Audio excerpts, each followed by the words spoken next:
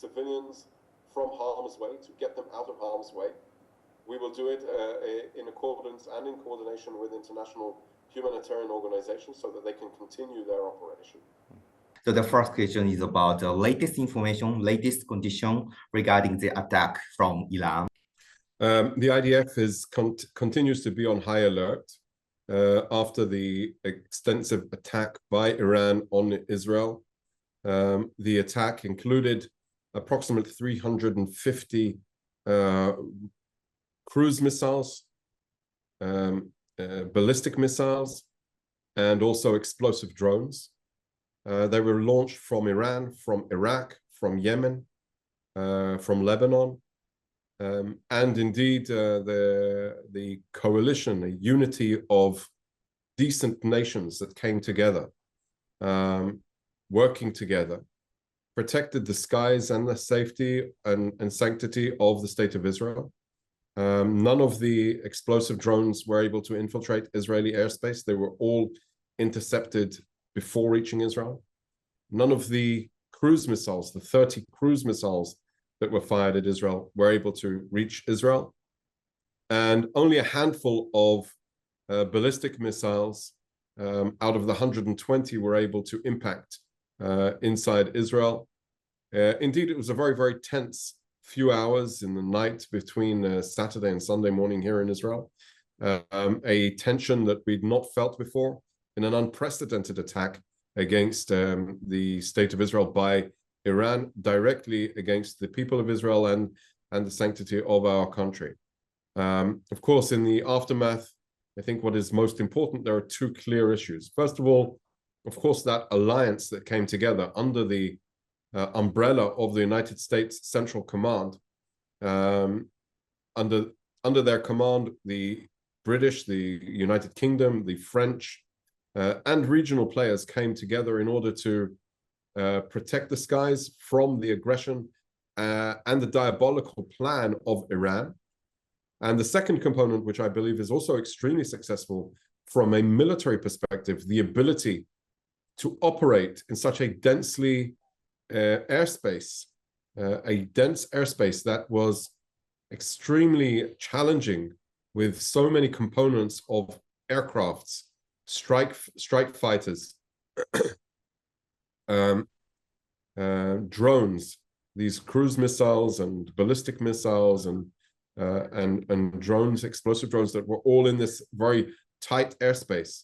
But despite that, we were able to work together, create a extraordinary outcome of around 99% of the munitions and explosives and the devices that were launched against Israel were intercepted. And the safety of Israel continues today. I think in hindsight, as we look at day after, we see that the sanctity and the safety and in the afternight, in just last night, the Israeli Home Front Command restored the state of normal education system today back in full swing. And so, yes, the situation is restored. Calm has been restored at this time. The government is still contemplating if and what kind of response Israel should take to this very, very forceful aggression by Iran. And we are currently reviewing that. 99.9%. So how do you evaluate this achievement of your protection? Clearly, a 99% interception rate is extraordinary by Israeli standards and global standards, without a doubt, without causing any substantial damage, without impeding on the operational capabilities of the airbase. Just goes to show that it was such a huge success.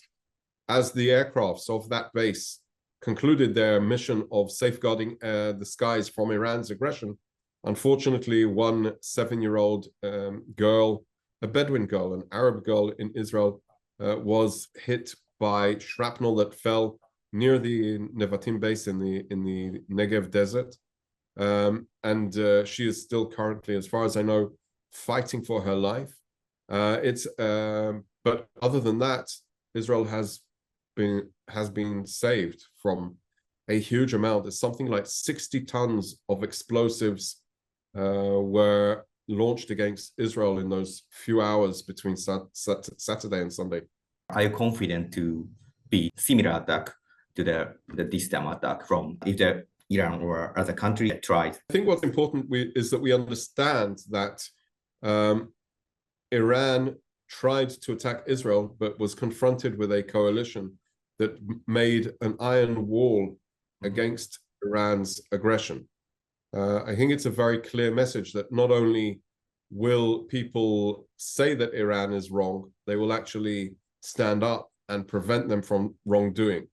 In our perspective, and here's what we know that Iran has been behind the scenes, backstage, conducting malign activities throughout the course of many, many years. And we know that without Iran's support, Hezbollah would not be strong in Lebanon. Hamas would not be strong in Gaza. The Houthis in Yemen would not be strong. They would have no funding. They would have no munitions, no weapons. They would have no training. And they would not have a patron that instructs them what to do as a puppet master does to its puppets. So I think that there is a very clear message of decent nations towards the indecency of Iran. And this is exactly what we saw in the early hours of Sunday morning, that Iran, while they think that they can do things, they failed at what they intended on doing. And while I don't want to say and be too overconfident, I think we need to talk about modesty in this time when Iran attacks us, because we don't know what they could try and do again next time, or if in the future. And we understand that this is just the first act of what they have changed in a strategic plan to continually attack Israel, either through their proxies like Hezbollah or Hamas or the Houthis, or directly as they did themselves. United Nations Security Council meeting. So this was mentioned at the meeting. So do you think this Iranian attack crossed the red line? Iran has been involved in everything bad in the region. They are a regional destabilizer. They are constantly trying to challenge so many states of security in this region. They are constantly trying to undermine the stability of the region. And therefore, there needs to be a very clear message to Iran that you can't get away with it. That if you try and undermine the stability and security of Israel, there will be a price to pay, both from a security perspective, but also a political perspective. Of course, there needs to be a very clear message that it is unacceptable for a state to attack another nation state, as they did. You said this is unprecedented. You cannot forecast this attack before the Sunday morning. So, of course, we were aware of Iran's intentions. They announced it. They put, and we focused our intelligence capabilities and worked with our allies in order to identify their intentions. It wasn't very clear the magnitude, the scope, the scale of their attack, how it would be realized. And therefore, over the course of the few days before the attack, from Wednesday, Thursday, and Friday, before Iran attacked, we were communicating to Israeli society that there's a chance that Iran will act, that there's a chance that they will conduct a wide, broad-scale attack against Israel, that people need to act accordingly based on the information that we will be giving them. And there was a very well preparation to the people of Israel so that they know what to expect in case of an attack by Iran. So I think that is stage one of our preparation, both from an operational perspective, gathering the intelligence to know what they're planning, and prepare society so that there's not a state of panic, but a state of understanding that we have the ability to defend ourselves, that we will defend ourselves, and that attacking Israel does not pay. And on the other side, I think there was an important understanding that as we move forward and got closer to the time of launch, and indeed when I got called into the unit on Saturday night, the focus of the areas of attack after they'd already launched the drones that that they launched against Israel take something like 7 to 9 hours from point of launch in Iran to reach Israel. The cruise missiles take something like 3 or 4 hours. The ballistic missiles take something like 11 to 20 minutes. So there's different munitions that were used. And as the time moved forward, it was clearer where they were going to attack, where they were going to strike, or where they intended to strike. So as we look at what happened, it's very clear that we were able to prepare for this attack.